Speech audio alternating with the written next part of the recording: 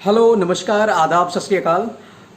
आज का जो वीडियो है वो एक क्वेश्चन पर है, जो कि एक क्वेश्चन मुझसे पूछा गया मेल के जरिए। तो वो क्वेश्चन है कि क्या हम किसी बॉडी का सेंटर ऑफ मास चेंज कर सकते हैं? क्या हम किसी बॉडी का सेंटर ऑफ मास शिफ्ट कर सकते हैं? तो उसके लिए एग्जाम्पल भी हमें दिया है कि एक बहुत ही पॉपुलर एक्सपेरिमेंट है सीडी और क्लिप्स की हेल्प से। जनरली बच्चे इसको करते हैं और उसमें ये दिखाते हैं कि जो सीडी होती है वो सीडी का जो सेंटर ऑफ मास है तो वो यहाँ कहीं बीच में सेंटर पर होगा, यानी इस सीडी के केंद्र पर, जहाँ पर कोई भी प्लास्टिक का पार्ट नहीं है।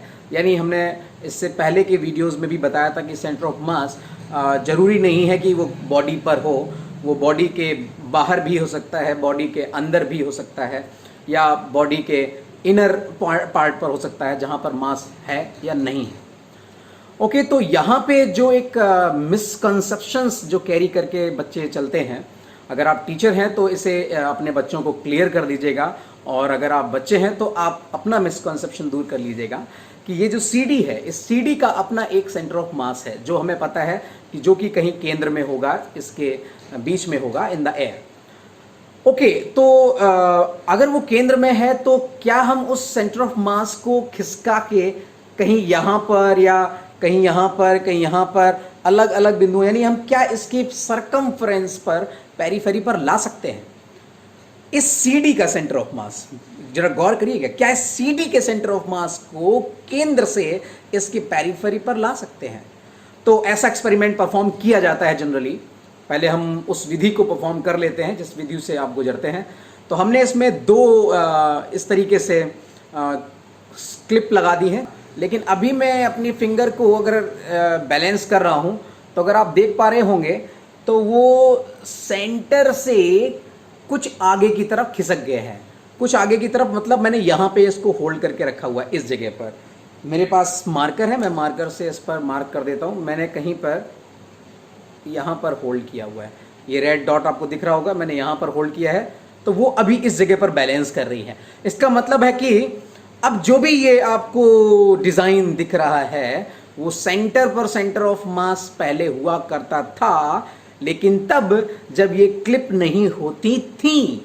आपको आंसर, आपका जो डाउट है यहीं से खत्म होगा। जब क्लिप नहीं होती थी तो इस सीडी का सेंटर ऑफ मास सेंटर पर था।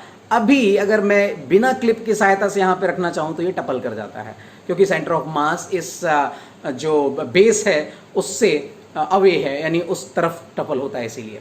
लेकिन हमने जैसे ही यहाँ पर क्लिप्स लगाई तो हमने उस सेंटर ऑफ मास को, जो कभी सेंटर यानी मिड पॉइंट पर होता था, आज अभी वो खिसक के कुछ आगे आ गया है। ओके, मैं अभी एक और क्लिप लगा रहा हूँ।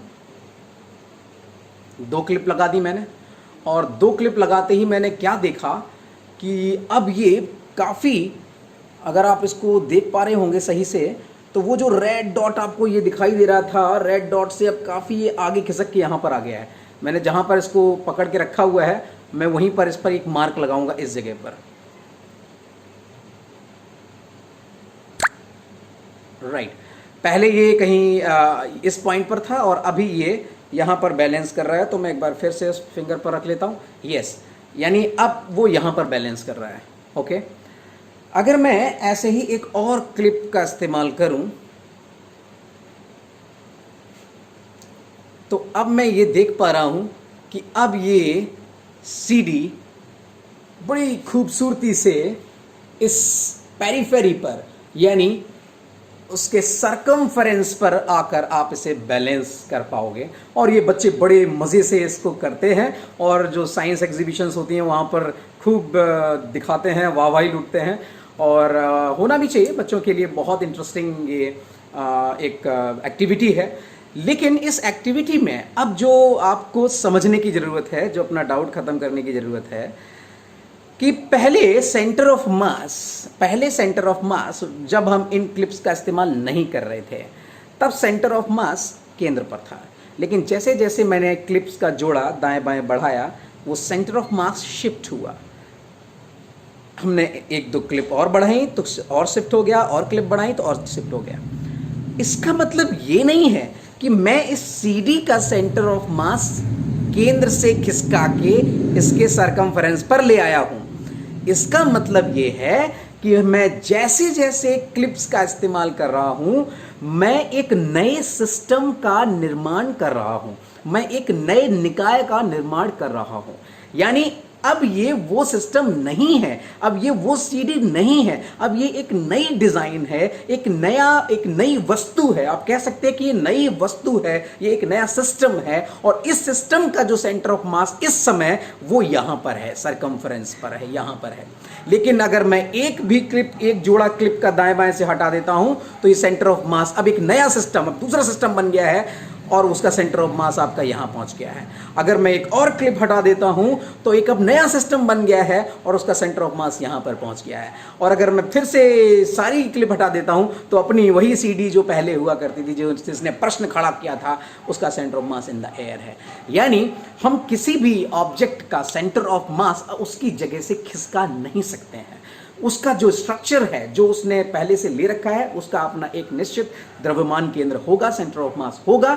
अगर हम उसमें कुछ ऐड करते हैं, उससे हम कुछ सब्सट्रैक्ट करते हैं, कुछ निकाल लेते हैं, उसमें जोड़ देते हैं, निकाल लेते हैं, तो भी एक नए सिस्टम का निर्माण है। अगर घुसा देते हैं तो भी एक नए सिस्टम का निर्माण है। तो इसमें कंफ्यूज होने की कोई जरूरत नहीं है। आप समझ लीजिएगा, इस एक्सपेरिमेंट में आप एक नए सिस्टम का निर्माण करते हो और उसका एक नया सेंटर ऑफ मास का भी निर्माण करते हो। तो इस कॉन्सेप्ट को आई होप आप समझ गए होंगे। तो ठीक है, ओके, बाय बाय। आपको नए एक्सपेरिमेंट और नए मिसकॉन्सेप्ट या जो भी क्वेश्चन है आप हमें मेल कर सकते हैं ज्ञान का यान विज्ञान @gmail.com पर। Thank you so much. तब तक के लिए बाय बाय।